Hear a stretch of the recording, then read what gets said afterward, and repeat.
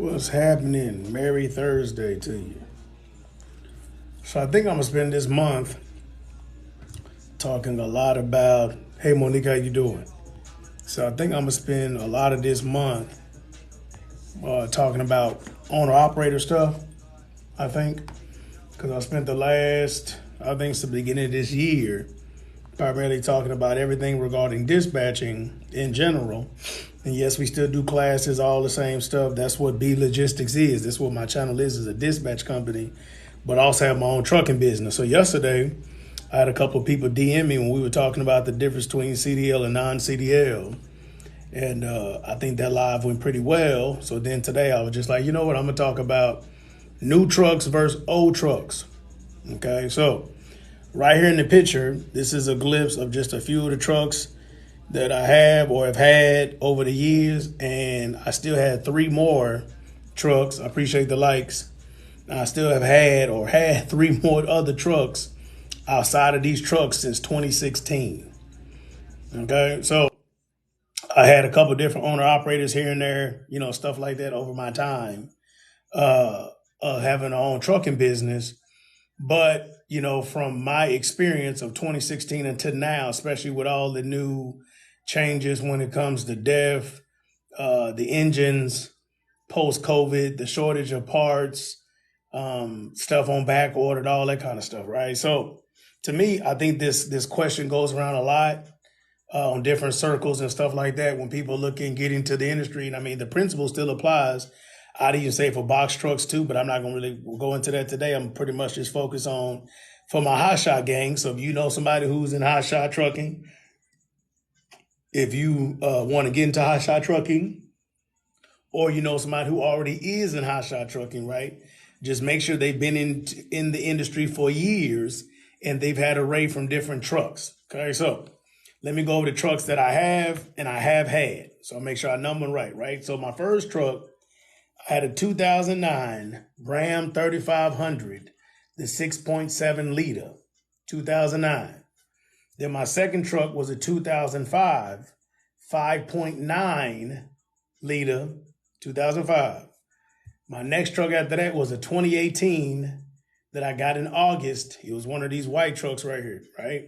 Then I got another one in October, the exact same color of 2018, okay? Then in 2021, this one, I want to say died. It got totaled in a blizzard, right? So it died. So then I bought 2 Ram, 2021 Rams, gray ones like this. I bought 2 of them that were identical. These 2 actually. I bought 2 of these trucks that was identical. Okay, so let's recap it. 2005, 2009, 2 2018s. This black one was a 2015. That was my dad's truck. That was a 2015. And then I had 2 21s, okay? And I'm explaining what happened to all of those. So the 2009 that I had in the very beginning, it had all the problems in the world. I mean, it had 160,000 miles on it, clutch, transmission, motor. It probably lasted maybe 100,000 miles. And so many things kept happening. It continued to put us on the side of the road constantly where we could not turn a profit at all. So then I sat it down, and I'm not going to get into the other stuff of how I had to sit on this truck, but basically I couldn't get rid of the truck for like a year and a half. So it sat outside of my house like a mailbox for a year and a half, okay? Now, it sat outside my house like a mailbox, and the car note was $561. I'll never forget that. And my insurance on it personally was $120. So roughly $700 a month to have a truck sitting on the curb of my house for a year and a half before I could finally flip it and turn it in, okay? Then the next truck, which is the blue truck, is not here. I still had that truck. It's a 2005. It's the truck that I use for my landscaping business. That truck right there is the one. So 2005 to 2009, the 5.9 liter motor, Cummins. That's the truck. Don't forget I said that. I'm going to come back to that, okay? Then I put the blue truck down. I said, okay, I want to have this as a daily. I'm going to use my landscape business. Took it off the road and said, I don't want to put this on the road no more. Then we got the 2018s. Phenomenal. I still drive one of the 2018s a day. It's my daily, and I still got the 2005 truck too as a backup in case one of my other trucks go down, Okay. Then I had the 2018s. One of them died. Okay, it got totaled. So I still got the other 2018, drive it every single day. It has 187,000 miles on it. It runs like a monster, no problems. Okay. Then the 2021s. Okay. So the 2021s and the 2009s are the worst by far. Okay. The worst. The best one is the 2005. So I'm going through all this to tell you if I had to start it all over again. Okay. Like, let's say tomorrow I said, okay, I want to start a Hotshot trucking business and I have $100,000 to invest. Okay. $100,000 to invest. I would go buy 3 at the same time. 3 2005 to 2009 Ram 3500 5.9 liter motors. 3. I will get them anywhere between $12,000 to $17,000, right? So I'll say $15,000. That means I'll get 3 of them for 45 stacks. I would take each one of them and drop them off at a mechanic for like 2 months. And I will let the mechanic go from them trucks from beginning to end, changing off them every nut, strut, the everything, right? I would change everything from beginning to end, right? From bumper to bumper, transmission, the clutch, if it was automatic, whatever, the turbo, I would go through them. That's why I would need the other amount of money, the other 55,000 roughly, to invest in each one of them to make sure it was good to go. Once I got it good to go, those trucks would run probably about 200 to 400,000 miles before they had a problem, right?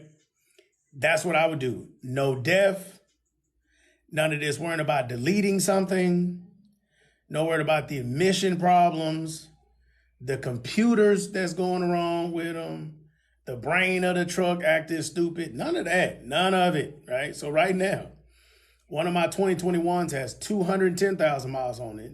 The 2018 has 187, I'll be exact. And the 2005 got 305,000 miles, right? And so the one I trust the most is that 2005. I ain't gonna lie to you. Now it's annoying because it's stick shift. And if you know anything about older trucks back in the day, the gears are short. Yes. Just put it on the door. I put it on the door. Yes. So because of that, that's what I would do. Okay. So the conversation goes back and forth, and I spend a lot of time talking to people about trucking and stuff, and that's what I'm gonna do more here. And a lot of people bring this to my attention or they ask a question and people don't listen. Okay. So when somebody tells you their experience in doing something, a lot of times they go straight to the answer. Boom. They just go straight to the answer and they don't try to necessarily convince you of anything. So when people reach out to me, say, hey, Brandon, I'm thinking about coming to Hotshot trucking business. What do you think I should do? New truck or old one? I ask a very simple question, and it is, are you a diesel mechanic? If the answer is no, right, I say, go ahead. No, number one, that's number one question I ask. Are you a diesel mechanic? Number 2, how much money do you have saved? Okay. If they say something like, no, I'm not a diesel mechanic, and I have like $10,000 saved, I'm going to tell you better go get a new truck. And this is why. Okay. Make sure I explain it for everybody. You would go get a new one because your cost to start this business, and I got to call an owner operator that wants to sign on my business right now, and it looks like his down payment roughly to come here to make sure he's paid out, because I'm going to make my last payment tomorrow on my insurance, and I don't have to pay it again in October. His down payment just to sign on to my business, living in New York, is going to basically be $4,200. Okay, $4,200. So if you start on your own authority, because everybody wants to start their own authority, right? Okay, so if you start your own authority, the amount of money you're going to have to put up is going to put you in a hole, and you're going to be in the black, right? You're going to be in the red. You're going to be in the problem. Okay, so because of that, since you're going to be in the red, if you have a new truck and trailer, depending on how you do your bills, depending on what you pay yourself, all those are variables, right? Please understand that. You could possibly come out of that hole before you have maintenance problems with a new truck. if you understand that is the goal. I'm getting a brand new truck and trailer, and I know I'm gonna put up 100,000 miles before I should. Somebody in the comments page say should. 100,000 miles, I should not have any problems. Should, okay? Please understand that. You got some 10 miles, 5,000 miles, 7,000 miles, right? But you should not have any problems for 100,000 miles. Okay, so if I run 100,000 miles and I understand that I'm coming, I got a new truck because I'm trying to come out the hole and stack. Thank you, Jerome. And I'm trying to stack as much money as possible. I would say new. Vice versa. Somebody says, hey, man, I can work on anything. I grew up on a farm. My daddy was a mechanic. I come from a mechanical background. Maybe I'm not a diesel mechanic, but I can change anything. I said, okay, my man, okay? Now, if you can fix anything, where I mean like you can buy a transmission, get it delivered to your house, get your hands on that transmission on Thursday, and you have it installed before the weekend is over, that's the people I'm talking about. Not somebody who know how to change a starter or a battery cable or, a water pump. No, I'm not talking to you. I'm talking to that person. Transmission, okay? So if you can do that, your house, you're good, number one. Number two, you got 30, 40, I'm going to say $40,000 saved. But after you pay out, you got to get your business started, insurance, everything. I'd even prefer for you to pay your insurance up for the whole first year. If you're that person, pay your insurance up for a whole year. Extremely mechanically sound. Then I'm going to say get anything. Because what that person knows how to mechanically do is when they buy that used truck for $10,000, $15,000, they're going to go through it to make sure it's good before they ever think of putting it on the road and it's not roadworthy. So that person can be literally on the side of the road on a weekend. That's you. You better than me, right? You can be on a weekend at a Walmart or something, and you can change some stuff if your truck start acting funny to still deliver that load on Monday. That person, man, buy you a $10,000 truck, right? $15,000 truck, and you will make a profit regardless of the rate.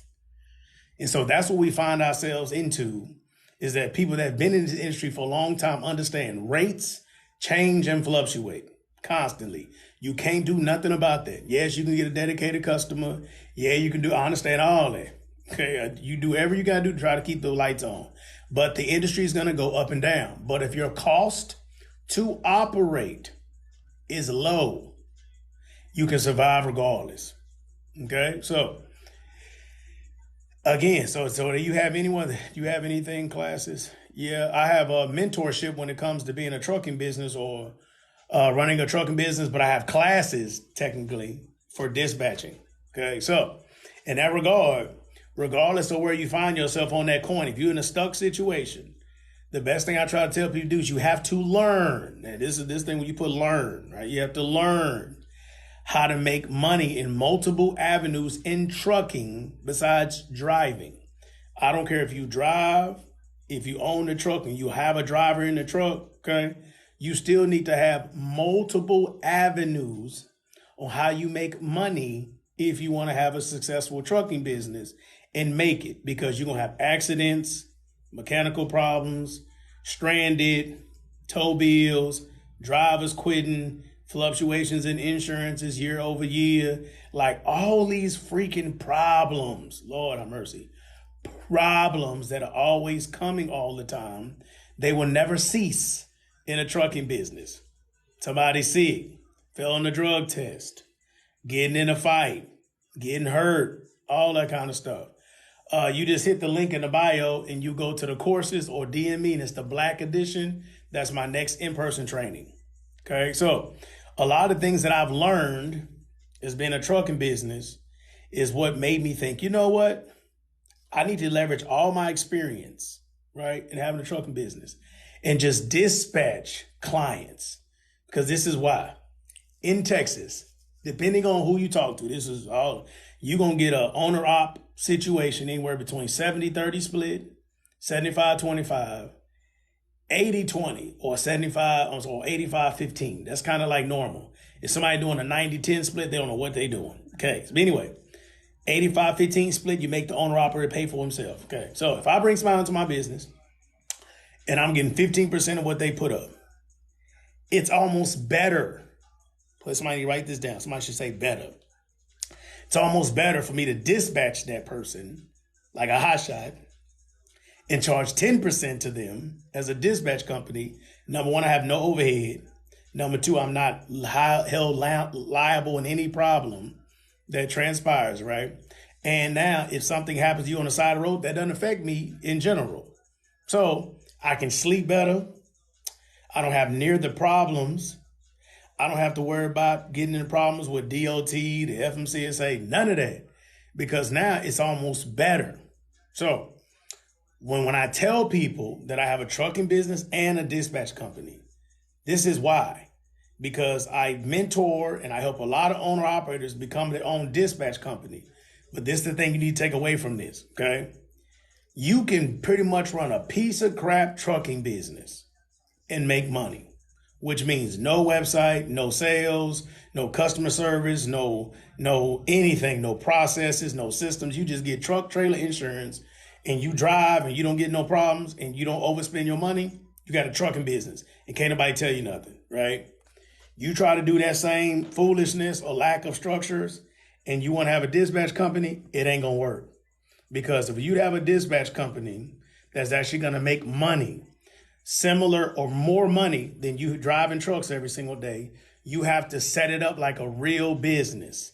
Sales, marketing, website, back office, good people, being able to close people on the phone. Why would they use your service over somebody else? What the market is doing. You got to learn about trucking, truck to load, what's happening with the rates, historical views, when to play. When should I put a truck in Kansas? When should I not? What states have problems when you're trying to drive from different states? You have overload. What if somebody gets a wide load? All that stuff, right? You have to know all these things, then have an ability to convey it to your clientele if you want to have successful business as a dispatch company. But I'm going to tell you this, and I want to bring you in close, right? So from 2018, I've been in the trucking business 2016, right? From 2016 to now, since 2020, my dispatch company has been making me more money than the trucking business with the amount of money that I keep in my hand. On gross, no. I mean, gross is crazy, right? You get 4 trucks, hotshot trucks, you can make 600,000 to 800,000 if everybody over the road. Yeah, you can go run a bag up, right? But that's fake money, right? It's monopoly money because you don't get to keep it. But you have a dispatch company and your dispatch company makes $100,000, you're going to keep like $94,000 of that. That's the play.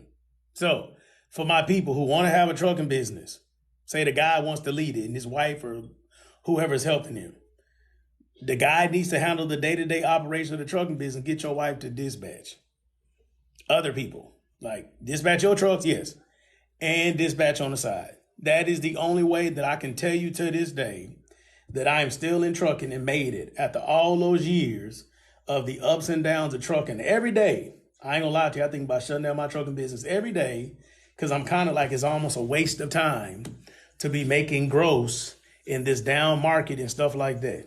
Okay, there you go, showing up, right? And so because of that, I try to keep telling people think I'm capping, they think I'm making it up, and I'm like, bruh, there's no advantageous principle for me to come here and tell you this when it would only make sense for me to be doing this for 2016. Everybody wants to get a truck. They want to go take a picture next to the truck. Everybody want to feel like they got a truck. And I've been telling people, you go watch my content. I've been telling people since like 2020, when I started talking about business in general. For 4 years, I didn't talk about nothing business, right? Since 2020, I've been telling people, you don't want a truck. You need to be prepared for one. Okay. You don't want to desire a truck. Okay. You need to be prepared for one. A truck could be a blessing and a curse. So I'm telling you now, you can listen to this you want to. You can hear it, let go through your ears. If you have a trucking business, you don't make money until you have at least 3 trucks. You don't make no money. Okay. It's fairy tale money to get around like 3 trucks. And this was explained to me. And it took me a while to catch this. And I said, oh my God, it's true. So let me explain to you. That first truck. Now I'm talking to the people that you just own the trucks, you don't drive them. Okay. Talk about this. So if you owner like me and you put people in trucks, that first truck that you drive, you got to look at it like it's just write-offs, right? I got 2 trucks and make more than 4 trucks. That depends on your business model, right? But first truck in general, right? Usually it's like write-offs. It helps you understand what's going on, okay? Second truck, it's kind of balancing stuff out. Like you start to make maybe $2,000 to $4,000 on some paper. Maybe not all profits, but now when one of your trucks does something, you automatically have the money to fix it, and it's not as painful at 2 trucks. 3 trucks and they all running, definitely a blessing, yes. You got 3 trucks and they all running, okay? Depending on what kind of trucks you got. I'm talking about Hotshots, right? But I'm saying this is principle for trucking in general. By 3 trucks running, I mean on gross, you could be putting up 12 to 20,000 on gross. So if you can just keep about 10%, I'm gonna keep it low, 10% of that, then you're gonna make 6 figures a year, and you got 3 trucks running, and you all in the house. It's the drivers I don't trust more. I feel you, man. It's rough. That's a reality to this thing, right? And that's the part about people are not, explaining this thing properly to you because they too worried about selling you a $199 course or something, right? That's a one size fit all, and that's not true. That's why in the very beginning of this, I explained, if you are mechanically sound, you can fix a transmission at a Walmart parking lot. You go get an old truck. You are phenomenal. I salute you.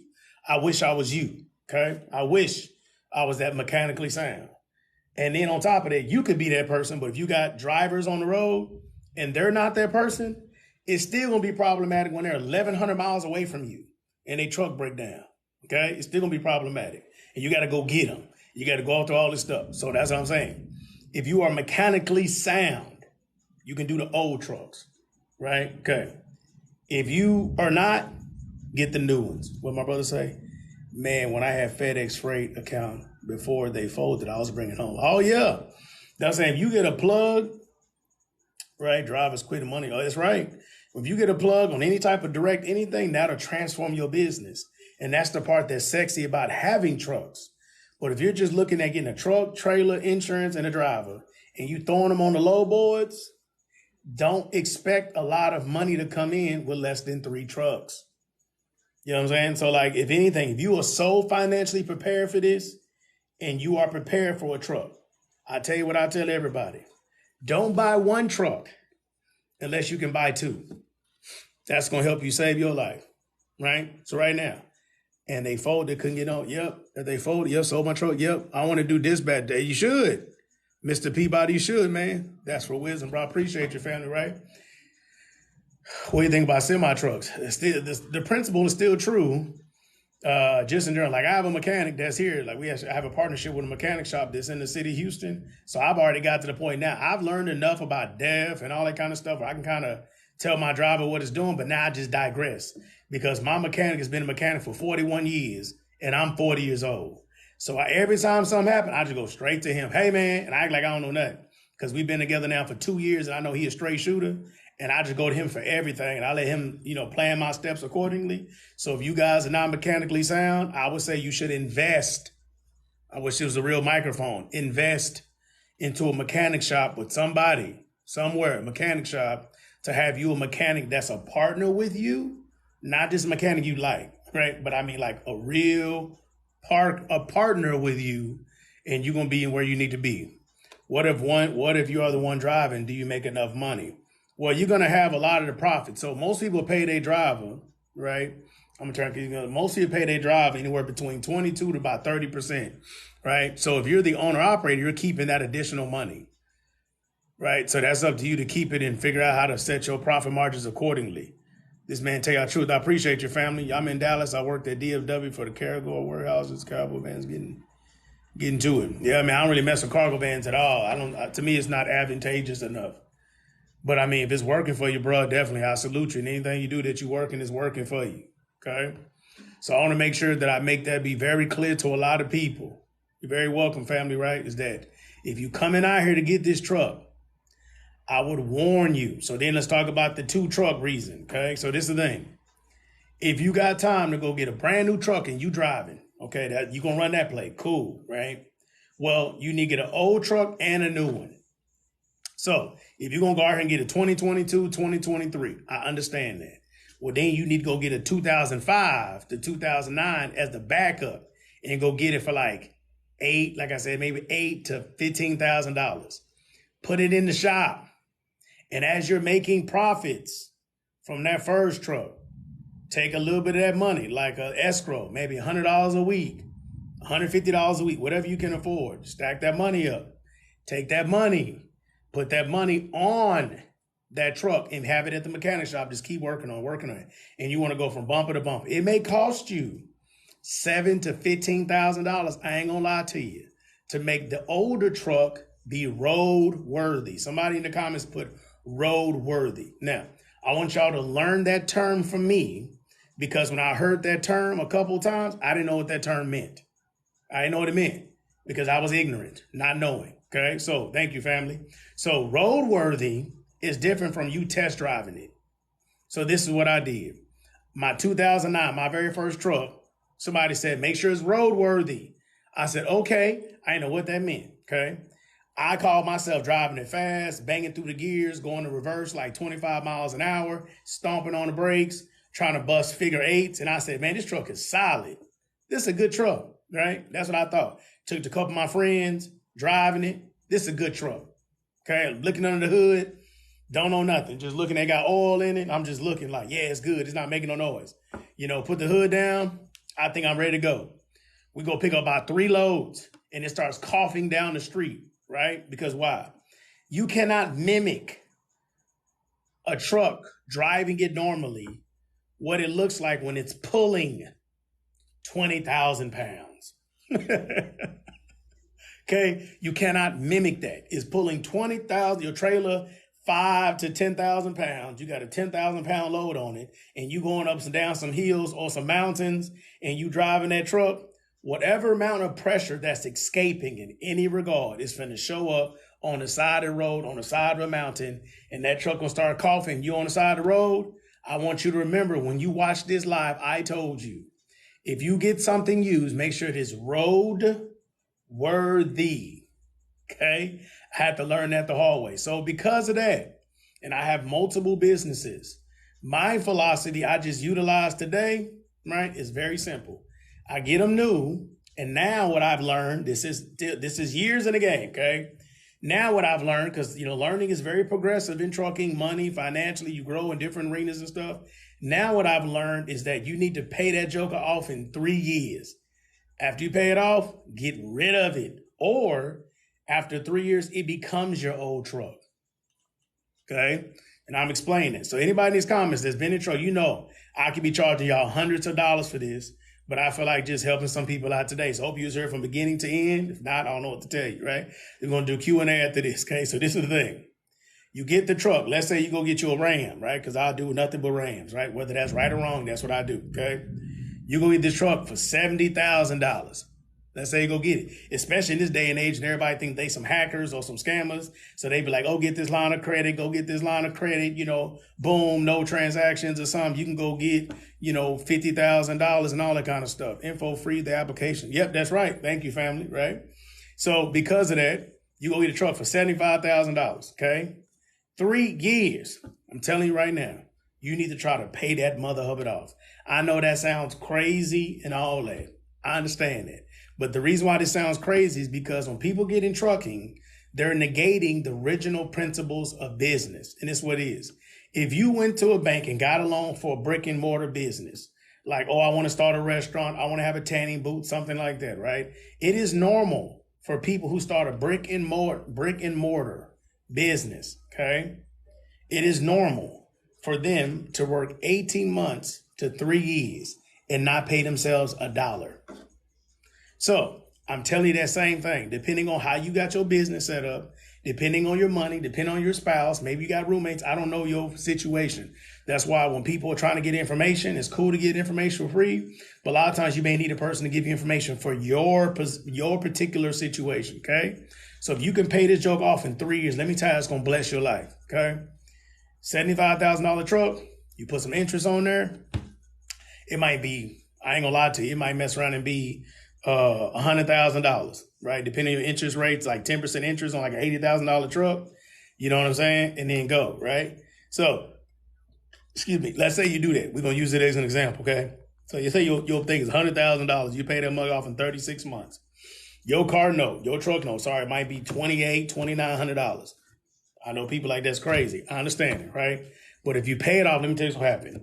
So if you were to put up 80 to 100,000 miles in a year, let's just say you do that, 80 to 100,000 miles in a year. So, most people are going to drive about 9 or 10 months. Let's say you put 125,000 miles up. We're going to stretch it a little bit. So if you put 125,000 miles up, okay, that dually or hotshot rig you have is going to start having problems when you get about 300,000 miles. It's going to start having a little something going on. You might be like, man, every time I fix the truck, it's doing something else, okay? So if you are paying that truck off, and let's say you pay off the whole principal, you pay the whole truck off, right? What's going to happen is even though you got about 300,000 miles, if you were to change it into the dealership because the truck was new, right? Part-time, because the truck was new. But anyway, if you turn that thing in, right, at the end of that term, you probably still gonna get $20,000 to $30,000 turning it in because it's still very new. Now, I got my 2018 and it got almost 200,000 miles on it. And I was messing around with little apps the other day because I'm always trying to figure out what is stuff. And I had this little one people, Drivio or Drivio, whatever you say it. They've been harassing me wanting to buy my truck for like $31,000. They've been wanting to buy my truck and it got 200,000 miles on it, got a little fender damage. I typed in everything it got on there and they still want to buy this mother hubbard for 31 bands. So that's what I'm saying. You pay that joke off. Set it to the side. If you trade it in, I'm just saying, if you do that, you could keep it. That's fine. If it's doing well. And then rinse and repeat again, at least you can put $20,000 to maybe $25,000 down on that new truck and you can rinse and repeat it again. Because this is the reality. So that first truck was 75. You got 25 of that, you throw it on the second truck, now the second truck is only 50. You run the same play. Eventually, when people come out here and make this stuff a career, you do this 2 or 3 times, you'd have enough cash set aside, playing this principle, keeping the same mindset to where you could go buy that 3rd or 4th generation of you doing this cash money. Now, a lot of people say that take too long. Okay, well, that's true, but most people will not hire anybody. And that's the reality. Most people don't trust people. They don't want to take the risk. So if they have their own trucking business, they will be the only person in their business and they will do it themselves forever. I'm just trying to give you a play. If you end up doing this thing for 10 years straight, if you did that play and rinse and repeated it, eventually you'd have enough capital where you either buy your truck cash and it won't mess with you and you have no truck note. So when that first truck note that you had was $2,800 when you first began to run this play, and now you did it 3 times, rinse and repeat, and now you can buy the truck cash. Now you now saved yourself $2,800 a month. So now your cost to operate is very low. You see the advantageous component that belongs in that, right? That's what it looks like. Okay, let me see what some of y'all talking about. What's up, Miss Yo Biz? How about you leave your money and go buy a real truck? Facts. And try to get that Cummins engine in the Allen. Yeah, that's what I have in mind, but that's how I look at it. That is my philosophy. That's how I look at it, try to help people out, get this thing going, okay? So to me, that's what I'm saying this from having it like since day one, since 2016, I've always just been in an admin role. I've always had drivers that drive the truck. I've never been over the road. I've never done all that kind of stuff. Mark, I have no CDL, none of that. I just literally been sitting at, thank you, Miss Yo Biz, right? I've been just literally putting people in position in order to make money in trucking when I put them in my different trucks, but I don't drive myself at all. Okay. So I'm not a driver, nor do I like driving. If I were to go 200 miles, it made me feel sleepy, tired. I'm just not a driver. I knew that going into it. So I just tried to basically, build my business to where I just offer jobs. Right. So that's the thing. So for myself, I had a job.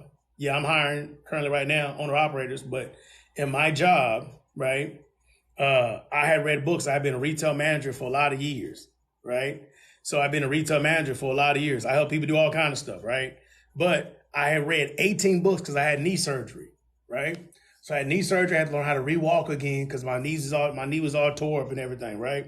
So I read 18 books on business. And a astounding ideology I ended up getting, right, is that, being self-employed could be a trap for a lot of people. So then I was like, I don't want to be self-employed. I want to leave my job, right? And then go from my job to like operating my business from an admin role. And so if the crap hits the fan, I will go get in the truck if I can't figure out how to survive before I go back and then get a job. Yes, I am. So I will go, get a job. I will go get in the truck and then make some stuff happen if I had to. But I don't want to run it that way. That's kind of like my safety net. That was like my safety net. That's what happens in big businesses. Have you ever noticed when the economy get bad, somebody will fire 5,000 employees? Well, they do that because that's how they can control a backup plan when you have a business, is for you to now negate your overhead. And then that's how you automatically get more money. So that's why I ran the business from this way first, right? And then I ran it downwards. So I always bought the trucks, put people in position, hired people, vetted them, and then boom. So that was like the thing. When I hire drivers, yes, they got to have a CDL because I want them to run at least 40-foot Hotshot rigs, and that's going to maximize the money. If you don't have a CDL versus a person who does have a CDL, usually people make about 25% less money on gross, but yet the overhead is very similar. So that's really the reality. You said, let's talk about box trucks. Well, you can talk about box trucks. I don't own box trucks. We do it as dispatching, so I can talk to you about it as dispatching when it comes to box trucks. But the principle, at least on operating your cost and then having a game plan in order to run it accordingly, is the play. But me personally, unless I had a customer, I don't lease my trucks, I buy them. But unless I had a customer directly, right, like a direct customer, right, I would not mess with box trucks, especially right now living in Texas. Okay. So in Texas, unless I had a customer, that's the key, not load board, unless I had a customer, because a lot of game plans that people run based on equipment, you need to also consider where you live. So I'm in Houston, Texas. Houston, Texas, by far, okay, in general, right, is a place that is phenomenal for oil and stuff like that. So we need to run from Texas to the West Texas, which will happen when we get another president, like a Republican president. This is going to help us. That's just how it is. I'm not going to get into nobody about that. But it's going to help the trucking industry drastically because we need to dig in the ground. So for me to be in Houston, it is ideal for me to have a flatbed. Now, if you lived in some other place, the Midwest, East Coast, yeah, box trucks are killing it up there, right? But down here in Texas, unless you have a customer, a direct customer, a direct contract, please hear that. That does not mean get a truck trailer, get on a load board. Hey, man, you got freight? No. Get a direct customer, not a broker. Straight to the customer, right? You can run any play. But if you don't have that customer, I will not be messing with a box truck right now. So Walmart is doing something right now that's very similar to Amazon. They're working on it. When that opens up and that start hitting like crazy, that'd be another opportunity. But for me, this is my opinion. Everybody got one. I ain't gonna do with it, right? I'm not gonna mess with no box trucks living in Houston, Texas, when all I want to do is go to West Texas and make all the money that we need to make. Yeah. So a lot of the game plans, right? As I said, like listen on the YouTube, get people in trouble. You also have to consider where you live. What if somebody got a CDL but got a DUI 2 years ago? It depends on the insurance lady. As long as the insurance lady tells me it's good to go, I bring people on, like just in general, depending on the stipulations behind it, because she draws that record. Because one of my guys has a felony or something he got a long time ago. I think it was for weed or something like that. But I don't care about that because we do random drug tests, and as long as they don't fail the random drug test and stuff like that, and they don't do that obviously being in the truck, I don't really care about people's past. Most people that are willing to share, they have a good perspective that they learned a lesson from it. Where do you start? I've been driving 10 years Class A. You mean as a dispatch company? Box truck, you be sitting at the airport 5 hours. Yep. I'm in West Texas, but I need a truck and a trailer. Yeah, the best thing about West Texas, where the work is at, if you go over there, but coming out of there is like destitute. You're welcome, man. Honest questions. Where do drivers sleep when OTR in your setup? They sleep in the truck. Like you can't really make a profit, especially with the rates how they are right now. If I was paying for hotel stays and all that, Like we literally, I mean, even them, if they were owner operator, they sleep in the truck, and then I pay for one night of the reset over the weekend always. That's like a staple that I do for my drivers. But like you can't turn a profit if you're paying for hotels every night. That, roughly $75. Thank you so much, Envision for Life. You're paying $75 a day, say at least 5 days a week. That's almost $400. That's $1,600 a month additionally. Like in this market, you can't afford that. I'm a recent CDO graduate and I'm going to start Hotshot. Okay, good. Congratulations, family. We're doing that. Make sure you get, make sure you get good equipment. Drive for myself. Okay, what's up in North Carolina, Hotshot? That's a rough area. North Carolina is rough. I drive for a company at this time. Okay, I got you. Yeah, I mean, that's what I'm saying. Sometimes right now, where the market is now, and trucks and parts is on back order and all that kind of stuff, it may be more advantageous for you to stay at a company until the market changes. Like real estate is one of those things where I'm in real estate too, where, get in real estate and then wait. But some other industries, you may not be able to do that. It might not be advantageous for just to start when you want. It may be a time to wait until the industry get better, then do something. I appreciate you, Duke. Thank you, brother, man. Appreciate you. How much do drivers normally make over the road? Over the road, if you got a 40-foot CDL hookup, just to always keep numbers low, about 46,000 gross. I'm a recent CDL graduate and I live in Florida. Man, Florida's rough, bro. Florida, that's a contract state. How long can you drive with a DW? I don't know what DWI. Medical transportation is where it's at right now. Oh, yeah, medical, yeah. You got that box truck or any type of enclosed trailer? Heck yeah. Austin, Texas, okay. Sounds good. Thanks for answering. You're very welcome. How about Virginia? Virginia is a little bit better. Virginia is an area where, shippers are willing to work with you directly.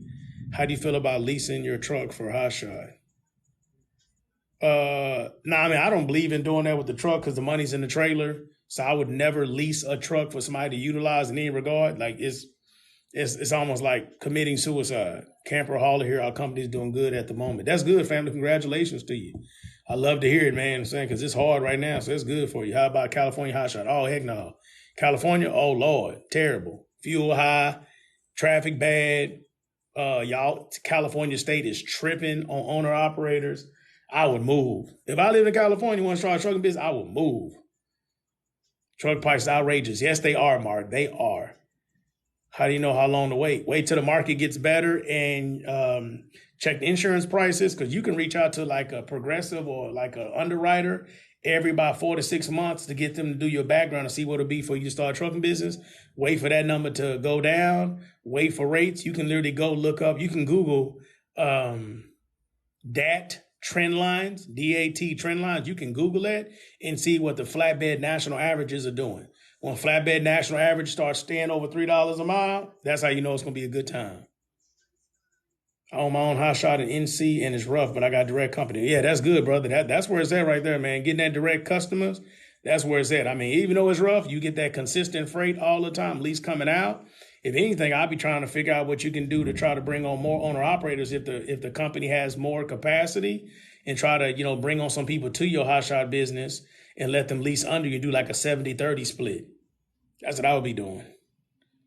When was the market at its best? Well, I hate to say best, but it was outrageous in 21, obviously, because what happened with COVID. But I'll probably say in 2017, I've been since 2016. 2017, early 2018 was good for us. It was really good. And then it got crazy, obviously. Smart man. Thank you, family. Freight too bad. Put there. Yeah. Ohio, sexy.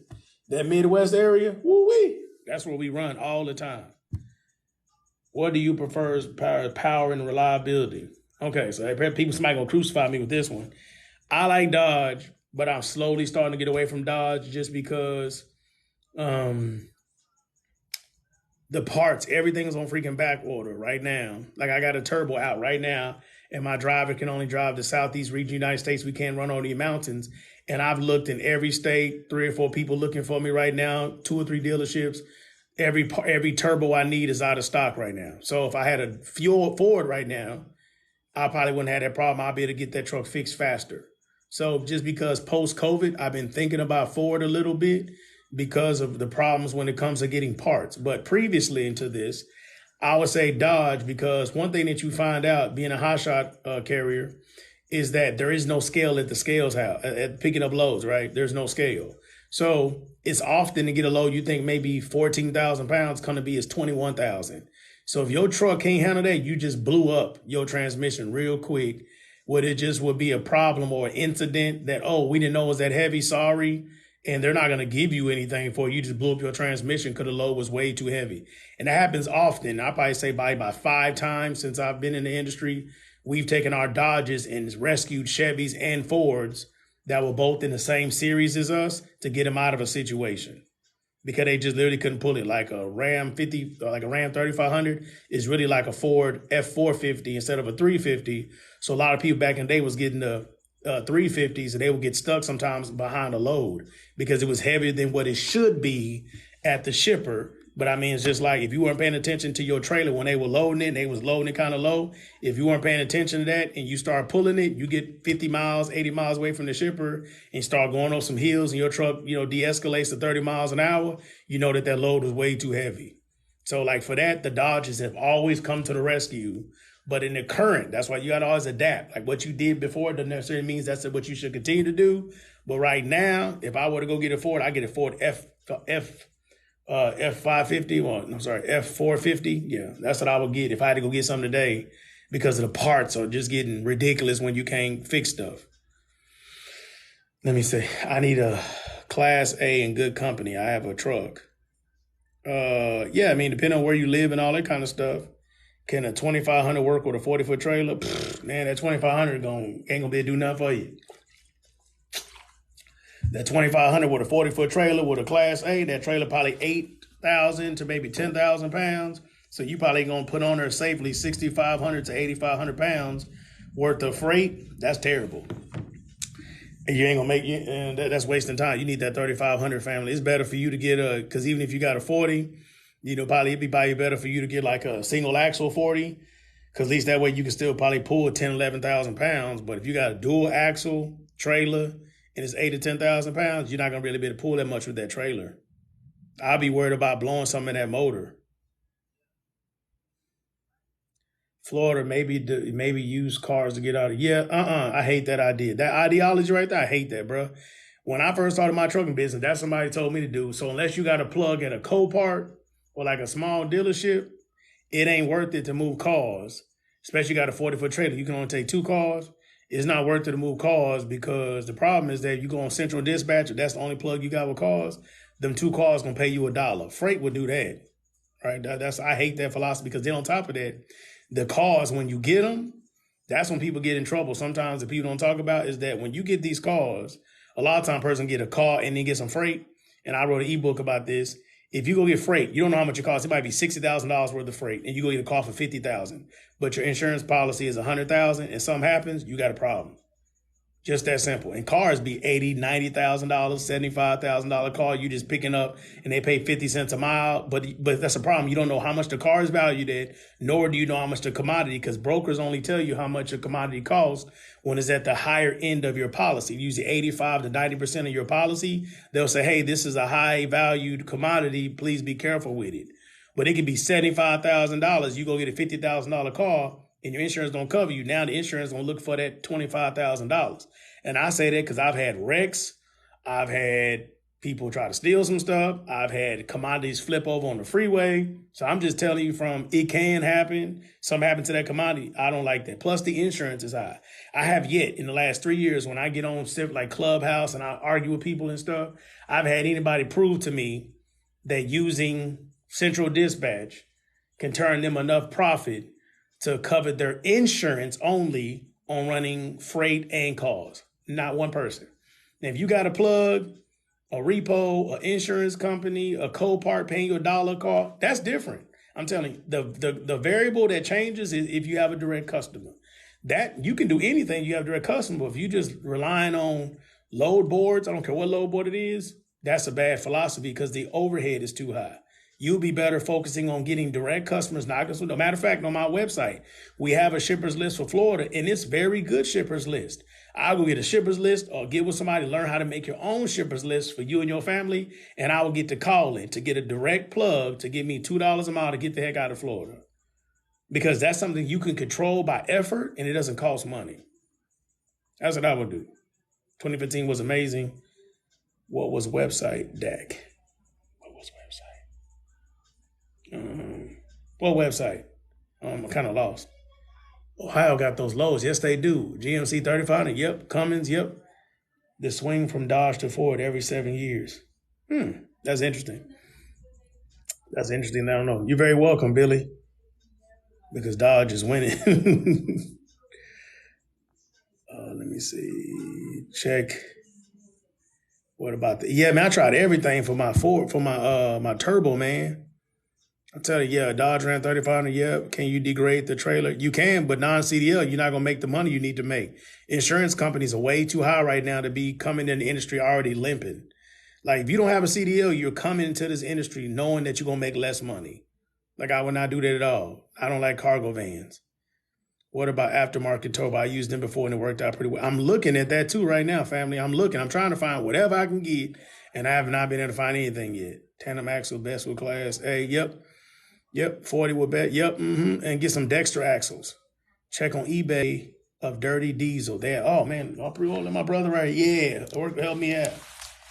I'm just gonna screenshot that. I'm gonna check it, man, because I've been there. My mechanic looking. I'm community. Thank you. Oh, you're very welcome. I'm currently working on a company as a truck I make. Ooh-wee. Well, I would not leave that. Currently working with a company as a truck, and I make $148 a year with Dollar General. Man, I'm gonna stay right there. Unless Dollar General gonna be your customer, I'm gonna stay right there. Or I would just start the authority and then hire people. But I would not leave $148,000 a year job at all. Not for this market. But would I make more with my pickup? No, absolutely not. Stay at that job, please, Alex. Stay at that job, man. This man has been straight facts. I've been in the street for 2 years. Never you say. Thank you so much, family. Yeah, man, I'm trying to tell the truth. So I have everything but the trailer. I just need help with the company. Yeah, man, find a company that would do sign on with you. Make sure their authority is at least 3 years old. So if you sign on with a person, just try to find on with somebody that authority is at least 3 years old. So the insurance will be hopefully a little bit cheaper if they have a pretty good, track record. I would say we're going to use that word. They have a pretty good track record. The insurance will be cheaper for you. I appreciate you taking the time. Well, this comment's coming in. You don't know. I appreciate you, family. Thanks so much, man. I'm trying to definitely help out when I can. Hotshot with 2017, 250 diesel out of question. Ooh-wee. I don't like them 250s, man. You know what I'm saying? Like, just that same thing with a Ram 2500. They're going to just keep you from really producing. Because right now, as I've been in the industry, especially like the last 2 years, the freight keeps getting heavier and heavier, right? A lot of this stuff used to be like little pipes, 2,000 pound load. That was a good truckload, 250 a mile and all that. You can't find that hardly no more. The brokers have pretty much made all that, they say, due to capacity or whatever reason, they make majority of that partials now. So that's saying you need to run this very light, because if the load wasn't paying a lot, you need to be able to put partials, which would be multiple loads on the trailer, and you would just be limited in that ability with that motor, with that truck, man. It's just the tow capacity. Because you got to remember, if you get a good trailer, the trailer will be 8,000 to 10,000 pounds. Like, that's why. So then, you might want to put 6,000 or 7,000, so you'd be very restricted. So, to me, I wouldn't do that, right? Because you want to try to make as much as possible, not going into it just limping. Because right now, diesel still is kind of a little high. Parts are very high because they're not in. So like 1 or 2 maintenance problems could be the reason that you go out of business. So I don't like that, like in general. Been in it since 2010, brother. You own it. Thank you so much, family. I appreciate you, man. You said people grows 48,000. No, somebody else said they had a job, Champagne, that he made. He said he made 148,000 a year as a job. And I was like, stay right there. You can with a Class B. I wouldn't recommend that, though. Can you get your CDL with Hotshot? You can. Stay at that job. See, that boy U-Haul. See, thank you. Tell him, stay on that job. I'm trying to tell you. 148, you better stay over there. You can do dump trucks and smaller. Can you sign on with Landstar? No, not like they don't really want you as a Hotshot. That's big truck stuff. We should be at 10K. Thank you. Get on him, Miss Yo Bitch. She trying to tell him, share it. Try to get people that thing. Do you need a CDL? You don't need one, but everybody that's been out here will tell you that you should get one. So need and should is 2 different things. Again, you want to make as much money as possible. You don't want your insurance to be astronomical because you want to be a residential, you want to be a pedestrian, basically making money professionally.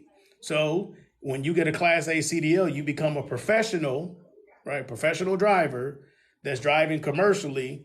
Insurance companies make sure that they don't try to tax you as much for that. But you want to be a regular pedestrian driving commercial vehicles, you're higher risk. So that means your insurance is going to be more money and you're going to produce less money. So there's two variables. The finish line is moving and you can't run as fast. You're very welcome, Black Eagle. So, that's not advantageous right now. What is the best truck for this? What is the best truck for this Hotshot? They are wilding out over there. That's up to you. Like I said, I was a Ford guy, a Dodge guy forever, but I'm starting to think about Ford, really thinking, like researching, looking, maybe go buy one, maybe. And I ain't never want to do that before, right? But I'm just saying with these parts are getting on my dang nerves.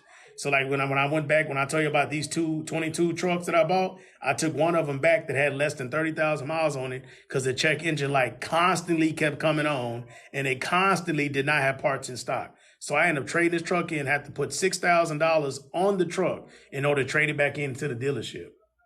See, stuff like that is part that people ain't going to tell you about because they only want to tell you stuff to get your $99.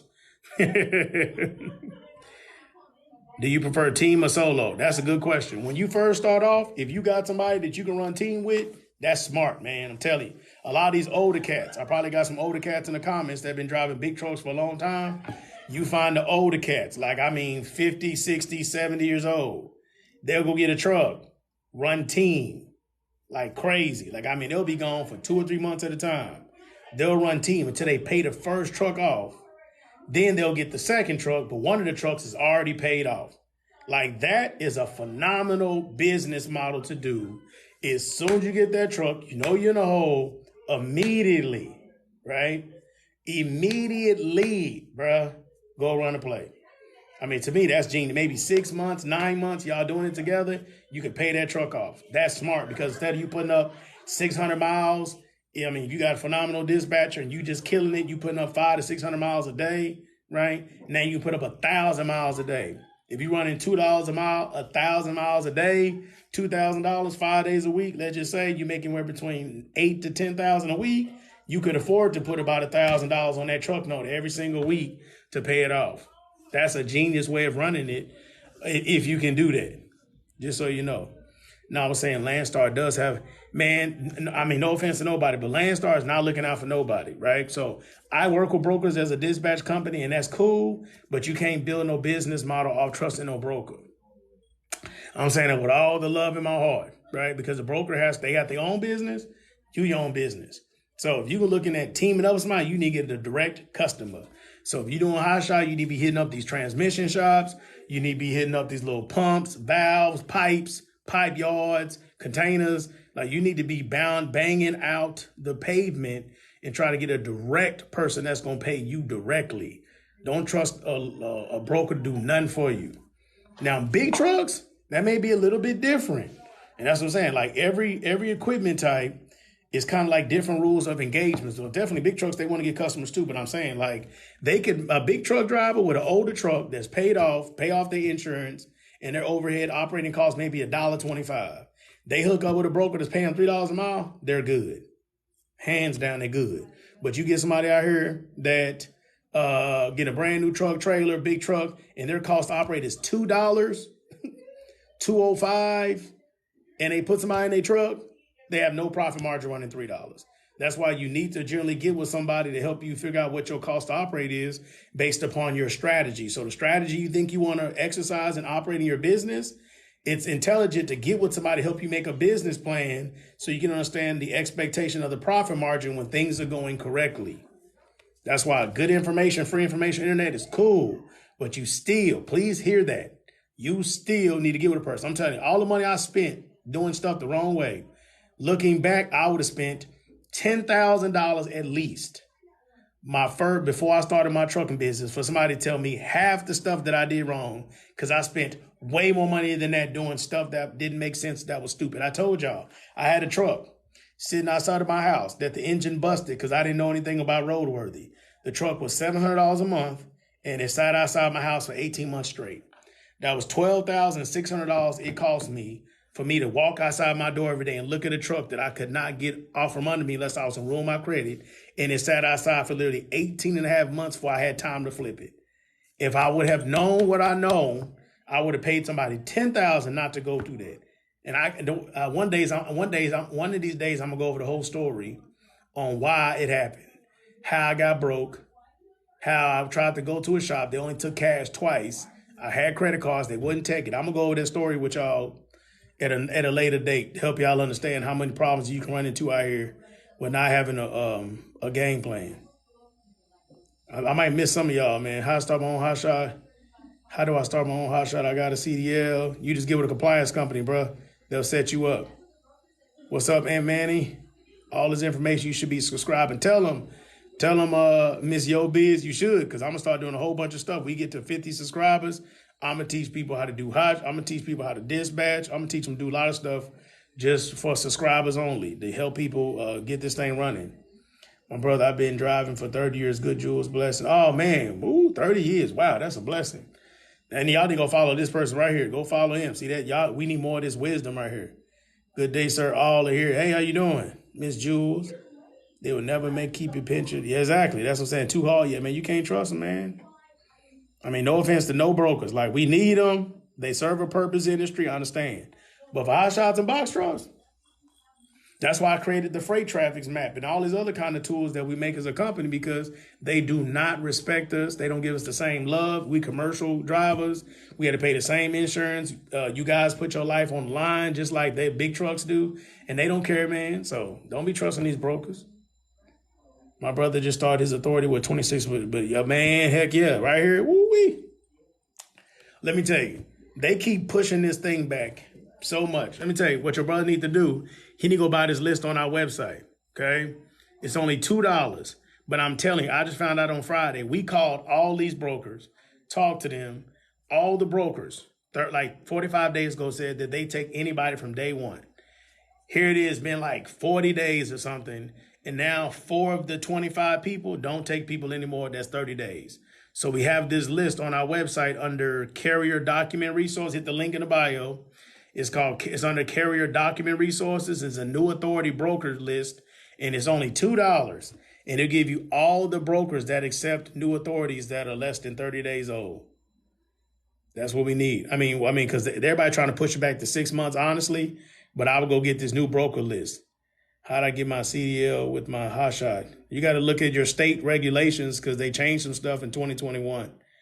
Been driving for 2 years. Love the info. I spent $30K on a V8 because I was all my man. See that? See, this is refreshing. See, I be appreciating, man. Like when people say stuff like this, we know. Been driving 2 years. Love the info. I spent $30K on a V8 because I wasn't ready. I understand that 100%. I'm trying to tell you. I feel you, brother. But I've been soaking up games since day one. That's good. Thank you so much, brother. Definitely, man. I'm going to try to be posting on here more. I think this whole month. So normally this whole year I've been focused on dispatch, because I have a dispatch company. That's what this page is technically for. But now instead of me starting a whole nother page for trucking, because then I got to wait till I get 1,000 followers before I could go live. I'm just going to start talking about maybe once a month trucking, only truck stuff, and then once a month dispatch. And I might jump back and forth between those topics. So anything, drop me topics in the comments in my inbox of different things I should talk about. And I'm going to give it to you for as straight as I can with as much transparency that I've learned as doing this.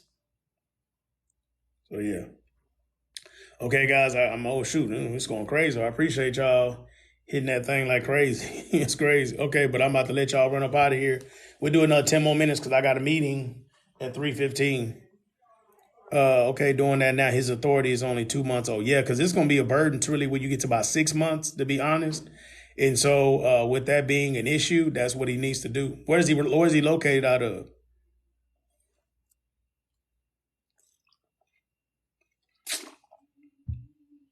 That's I be trying to get people not to get their own authority right now.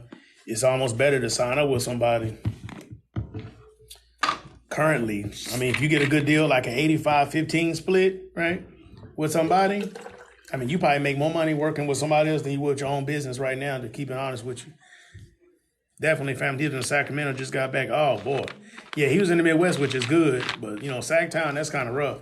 You need to look into even Amazon, just move their stuff back. But I'll just tell him just keep on doing what he's doing. Every time he goes from the West Coast to the East Coast, he needs to focus on getting partials. Let me try to show y'all this real quick.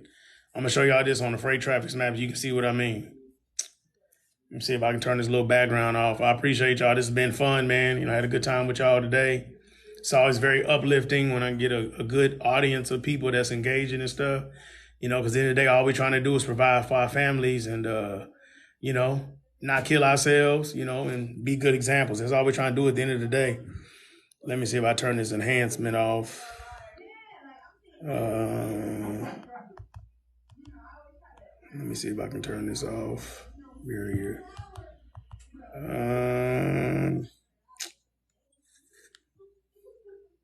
I'll say effects. That's what it is. Okay, let me turn this off. I'll turn this thing around. Flip camera. All right. They don't do that dual camera. I haven't seen it. Okay, so let me show you this. So this is the technology we have, freight traffics. You can purchase it. Our team uses it, blah, blah, blah, right? Anyway, see box trucks. Okay, so box trucks right now, the national average for box trucks is right about $1.43, okay? So you come over to Florida, notice all this red over here, okay? So red is $0 to $1.24. This is based on where brokers are paying on the top. We scrub the top 3 load boards in the industry, okay? Yellow is $1.25 to $1.84, right? And then green is where you want to be. Okay, so you see the majority is placed over here. This is where you need to be, which you just came back from the Midwest, which is good, okay? But looking at California, you see it's like $1.69. So a lot of times here, even that's a little bit higher than it has been, if they're not getting at least $1.50, then what you want to do is digress, because Sacramento's up here. I used to live outside of Sacramento when I was younger.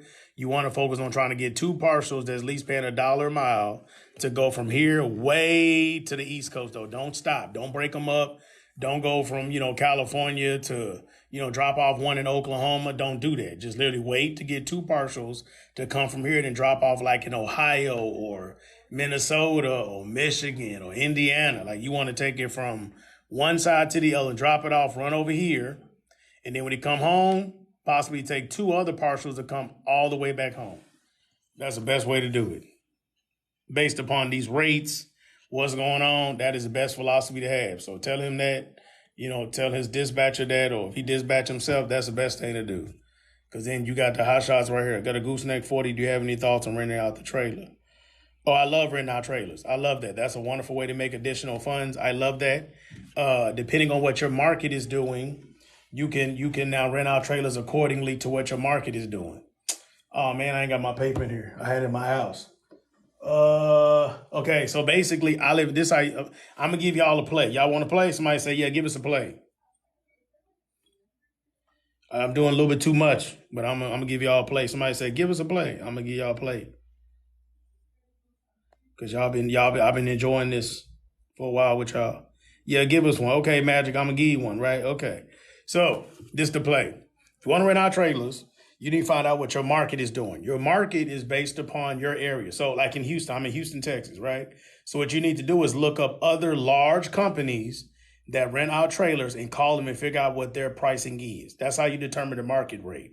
So right now in Houston, Texas, the market rate, we have PJs here in Houston as well as big techs, right? So nationwide, big techs. That's what we have. We have some smaller companies too, and they kind of copy big techs. So big techs rents out trailers, different sizes, all that kind of stuff. So then you would use their price point and then come down by 25%. So right now to rent out a big trailer, like a 40-foot Hotshot trailer, is like $1,600 a month here now in Houston. So let's say if you came down, like I said, you'd be about $1,300, $1,350. So now you know your price point about $1,350, and now you got to decide based on what they do. Are you going to include the maintenance? Are you going to include this? What kind of check-ins are you going to do? Are you going to require them to bring in the trailer every 3 months to get the bearings greased? Are you going to require them every 3 to 6 months get a DOT inspection? So you got to figure out those little small details, right? But anyway, once you do that, let's say you price it at $1,350. Now, all you got to do, if you don't really know a lot of people, just go to Facebook Marketplace, drop it in all the Hotshot groups. Like I'm in a couple of Hotshot groups that have over 100,000 people in them. Drop them in the Hotshot groups and then drop it in different groups. That's Facebook Marketplace, and people start calling you, as well as Craigslist. But then once you do it, just make sure you now have a good lease agreement, which we got that too. Resources, carrier resources on the website. I just dropped these on her, I think, last week on the website. Let me see. See right here, lease agreement. Boom. So they're a trailer lease agreement. So I took some stuff that I had before in combination with one of the people I know. They have a really big leasing company, leased about 80 trucks. I kind of merged both of the agreements together, and boom, lease agreement, only $19.99. Get them to sign it, and you can edit it accordingly based on your preferences. So boom, that's how you do it. So I would not do it less than $1,000 a month though. $1,000 a month, you looking pretty. Matter of fact, one of my people reached out to me yesterday, and they want to sell their trailer, and they're willing to give me a certain commission if I help them sell their dry van. So I love messing with trailers. It's a wonderful way to make some good money. Just so we understand. What does the color mean? Getting trucks soon. I live in Missouri. Okay, cool. What you got? Hotshot or box truck? Yes, you're very welcome. Yes. That's how you run that play, man. Just whatever your market's doing, boom, 25% less than that, make that money, because you're going to bless somebody, man, because it's hard for a lot of people to get funded for stuff right now in trucking, as well as people's credits are not good. They can't get financed. So that $1,000 a month, you're cheaper than the big companies. That's actually a blessing to somebody, and it puts money in your pocket. What do you say? Box truck. Okay, so the colors, I'm sorry. Colors right here. So red is a $0 to $1.24, which is basically partials coming out of there. Yellow is the median, $1.25 to $1.84, and green is $1.85 and better. But that's where we at. So, I mean, the whole thing is that, you want to at least be operating. You need to get your cost to operate. If you don't know what your cost to operate is, you come up here to this link right here. Go here, Motor Carrier HQ. Play with it a little bit. We're actually working on creating our own one that's a little bit better than this one. It's a little bit more detailed than this one. Working on building our own on my website to help carriers a little bit better, because this one's okay, right? But, there's just better options out there. So we're working on that as we see fit. But if you figure out what your cost to operate is, and then make sure you don't run any freight lesser than that. So maybe depending on where you live, maybe you got to run partials every time you come out of where you live in order to go some other place. Yeah, I mean, that's what I'm saying. Like, if you live in a good area already, sometimes you may only run maybe 300 miles. You're very welcome, family. You may only run like 300 miles or something like that in the area to keep your rates high for the moment. But you just got to make sure you're doing your business model, because you got to make sure you're keeping ahead of your fixed and variable cost. So if your fixed cost is very low to nothing, then that makes it easier on the other side to know if it'll work for you. You can turn a profit that way. Yep. But I mean, if you live in both of these areas, a lot of brokers, I'm just saying, in these areas, will work directly with a lot of box trucks. So really all this right here, this whole area, all these states that's in here, if you're in a box truck, brokers are looking to work with you. So either get on the load boards and start calling a whole bunch of brokers, say, hey, let's work together. Do this for 2 hours every single day, or you need to buy a list. I don't know if anybody else has the same list that we have. We just dropped this on the website. We just posted the other day. We're so behind on these brokers because they start going crazy. We end up emailing 4,000 brokers, matter of fact, at one time, and it's been going crazy for the last 2 weeks for all of our clients that we dispatch for. We dispatch for like 45 trucks throughout the United States as a company. So, yeah, so long as you're fixed and variable cost, if you can maintain only putting up maybe, staying in a certain area, putting up $600 to maybe $700 roughly a day, and you can turn a profit, I would do that until the, climate gets better or you make a good relationship. See, this is one of my trucks right here, matter of fact. I forgot. On the back of the website. Yeah. See, next level. I'll be on your website. Yeah, I try to put as many things as I can. We just created this the other day, resources, and we're working on another couple other things.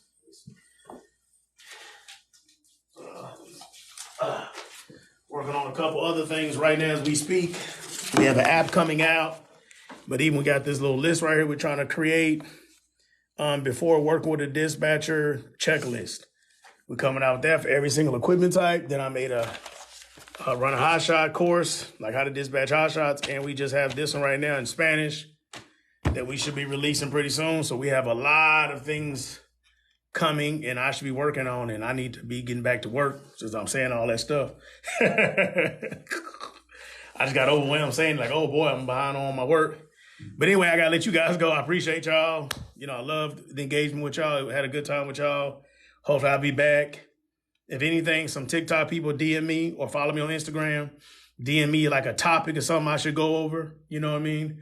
But hey, man, talk about this. You know, I'll probably pick the one. Oh, okay, I think that's pretty popular because I can't really think of no ideas right now.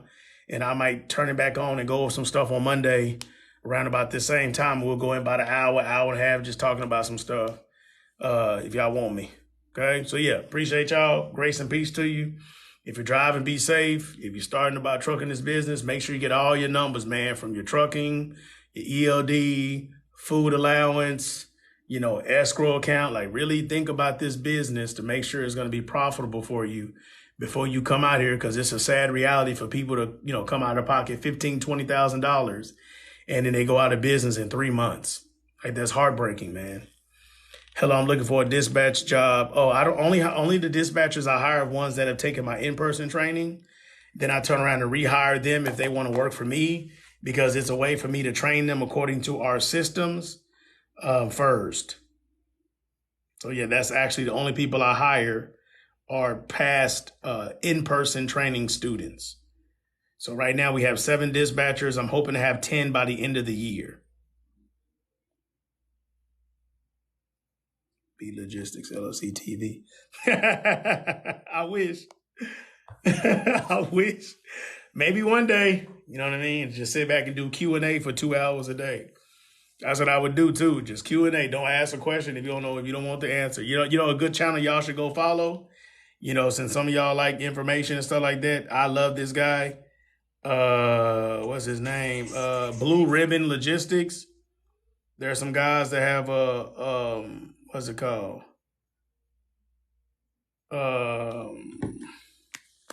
Blue Ribbon Logistics. That's what they call.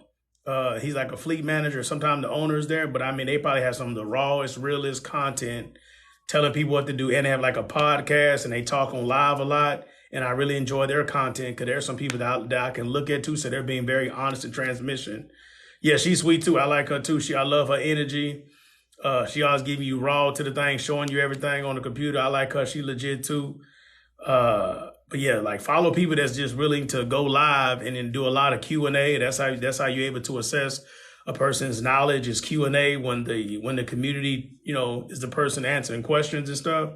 But I would say definitely go check them out. But yeah, she's another good one. She got a lot of followers too. She killing it on the TikTok. I like her energy though. Like especially like her snippets that she posts. She be like bang, and like, she be going at the camera. She's very entertaining. I like her. Okay, well, I appreciate y'all. Like I said, grace and peace to y'all. Good luck to you. Talk to y'all soon. DM me questions or concerns or follow us on Instagram.